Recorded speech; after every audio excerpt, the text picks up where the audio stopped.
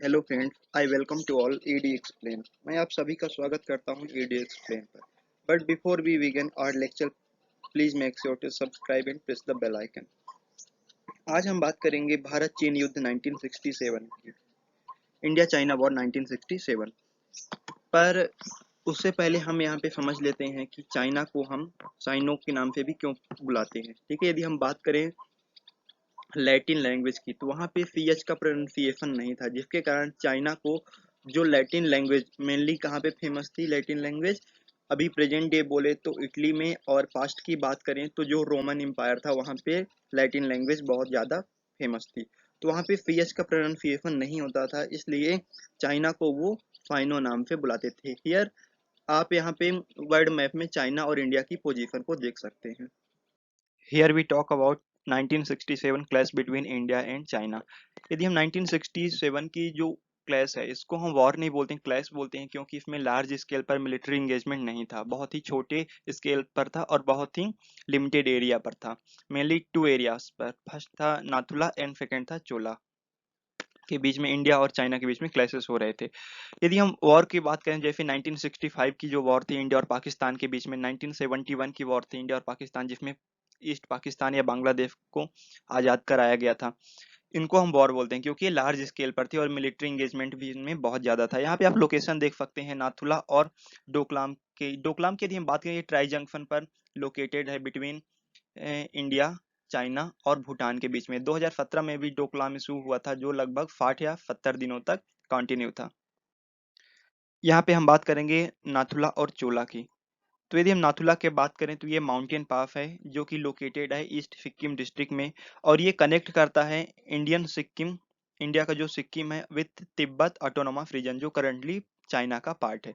यदि हम डेट की बात करें जब क्लैशेस हुए थे, तो 11 टू 14 सितंबर 1967 को क्लैशेस हुए थे नाथुला में इंडिया और चाइना के बीच में, और 1 अक्टूबर 1967 को हुए थे चोला के पास। यदि हम लोकेशन बात कर लेते हैं नाथुला और चोला की, तो ये सिचुएटेड है on the border between China and kingdom of Sikkim. Then time kingdom of Sikkim, और करंटली सिक्किम इंडिया का पार्ट है, इंडिया का इंटीग्रल पार्ट है। रिजल्ट क्या हुआ इन क्लैशेस का, इंडिया को विक्ट्री मिली थी। और 1962 की यदि हम बात करें, तो इंडिया का मोराल काफी डाउन था, जिसमें इंडिया को डिफीट किया था चाइना ने, और 1967 की बात करें तो इंडिया ने चाइना को डिफीट किया। यदि हम बात करें करंटली, तो pupils mostly discuss about only 1962 war. 1962 war के बारे में ही लोग ज़्यादा डिस्कस करते हैं, और ज़्यादातर लोगों को 1967 की वॉर के बारे में पता ही नहीं था, और ना ही है। ठीक है, बहुत कम लोग जानते हैं इसके बारे में। आगे यदि हम बात करें, तो fees fire arrange on the Nathula clashes. ठीक है, आगे फीज फायर किया जाता है, और चाइना की जो आर्मी चोला पर आ गई थी, उसको चाइना पीपल्स लिबरेशन आर्मी जो है उसको विड्रॉल करती है। यदि हम सिक्किम की बात करें, तो इंडिया ने सिक्किम का कॉन्स्टिट्यूशन बनाने में हेल्प की 1974 में, और स्पेशल रेफरेंडम कराया गया 1975 में, जिसमें 97% जो था वो लोग चाहते थे कि सिक्किम जो हो इंडिया का पार्ट बने, और सिक्किम जो होता है लेटर 22nd स्टेट बन जाता है इंडिया का। 16 में 1975 को सिक्किम जो है इंडिया का इंटीग्रल पार्ट बनता है। आगे हम बात करते हैं 1967 डिसाइसिव विक्ट्री ऑफ इंडिया। 1967 में पीपल्स लिबरेशन आर्मी, जो चाइना की आर्मी है पीएलए, वो अटैक करती है इंडिया पे, नाथुला पे।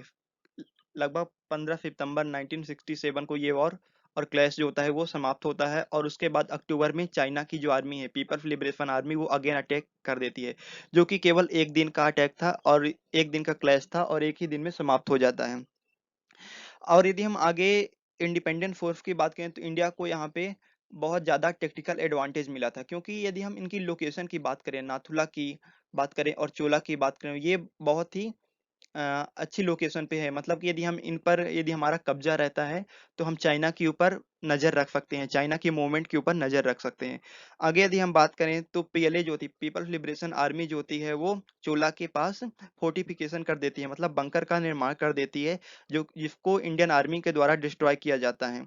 और जो चाइना के ट्रूप्स होते हैं, चाइना के जो सैनिक होते हैं, वो अगेन अपने पोजीशन पर चले जाते हैं, मतलब अपने क्षेत्र पर, अपने एरिया पर चले जाते हैं, और चोला और नाथुला में इंडिया का अगेन कब्जा हो जाता है। मतलब कि फिर से इंडिया के पास आ जाते हैं ये दोनों part. Here we talk about martyr of Indian army personnel. ठीक है, हम बात करेंगे कितने जवान शहीद हुए थे। इंडियन क्लेम जो है 88 जवान जो थे वो शहीद हुए थे और 163 जवान जो हैं वो घायल हुए थे। पर चाइना के द्वारा क्या क्लेम किया जाता है कि 101 जवान जो थे वो मारे गए थे या शहीद हुए थे। यदि हम नाथुला की बात करें तो चाइनीज फाइट से जो क्लेम किया जाता है, नाथुला में 65 जवान शहीद हुए थे और चोला में 36 जवान जो हैं वो शहीद हुए थे। ये चाइनीज क्लेम की बात करें कि चाइना के कितने आर्मी पर्सनल मारे गए थे तो वो हैं 32। नाथुला में और चोला में बात करें तो वो अननोन है, उसका डाटा चाइना के द्वारा रिवील नहीं किया गया, चाइना के द्वारा डाटा नहीं बताया गया। इंडियन क्लेम की यदि हम बात करें तो पीपल्स लिबरेशन आर्मी या चाइनीज आर्मी जो है उसके 340 जवान जो है वो मारे गए थे और यदि हम घायल की बात करें लगभग 450 जवान जो है वो घायल हुए थे। यहाँ पे आगे हम बात करते हैं leader of Indian and Chinese side की। तो इंडियन साइड में आप देख सकते हैं और चाइना साइड में देख सकते हैं, चाइनीज साइड में। तो यदि इंडिया की बात करें तो प्रेसिडेंट हैं सर्वपल्ली राधाकृष्णन, डॉक्टर सर्वपल्ली राधाकृष्णन इंडिया के प्रेसिडेंट थे। प्राइम मिनिस्टर की बात करें 1967 में तो इंदिरा गांधी थी। जनरल की बात करें तो परम शिवा प्रभाकरन कुमार मंगलम जो थे वो जनरल थे। और ये चाइनीज साइड की बात करें तो सीपीसी के जो चेयरमैन है, कम्युनिस्ट पार्टी ऑफ चाइना के जो सुप्रीम लीडर थे या चेयरमैन थे वो माओ जेडोंग थे। और यदि मेजर जनरल की बात करें तो वेंग चेंगहेन थे जो मेजर जनरल थे और deputy commander of the Tibet military district के जो थे वो मेजर जनरल यू थे। आगे हम बात करेंगे army chief of India during 1967 स्कर्मिस। 1967 का जो क्लैश था वहां पे आर्मी चीफ कौन कौन से थे। चीफ ऑफ आर्मी स्टाफ की यहाँ पे हम बात करते हैं लेफ्टिनेंट जनरल जगजीत सिंह अरोरा। यहाँ पे आप राइट साइड में देख सकते हैं लेफ्टिनेंट जनरल जगजीत सिंह अरोरा जो है पाकिस्तान के कमांडर पे सिग्नेचर करा रहे हैं, सरेंडर सिग्नेचर करा रहे हैं। ये फोटो ली गई थी 1971 के वॉर के बाद, जब पाकिस्तान से ईस्ट पाकिस्तान को अलग कराया गया था, यानी कि करंट डे बांग्लादेश को अलग कराया गया था, लिबरेट कराया गया, तब यहाँ पे पाकिस्तान के जो कमांडर है वो सरेंडर कर रहे हैं।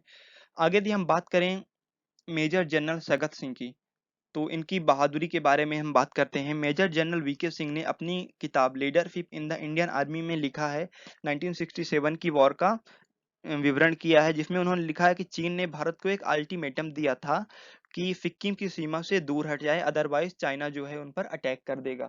आगे यदि हम बात करते हैं नाथुला और जेपला जो कि सीमा चौकियों को खाली कर दें, मतलब कि चीन ने जो चाइना था उसने ये अल्टीमेटम दिया कि भारत की जो पोस्ट है नाथुला और जेपला में उसको खाली कर दे।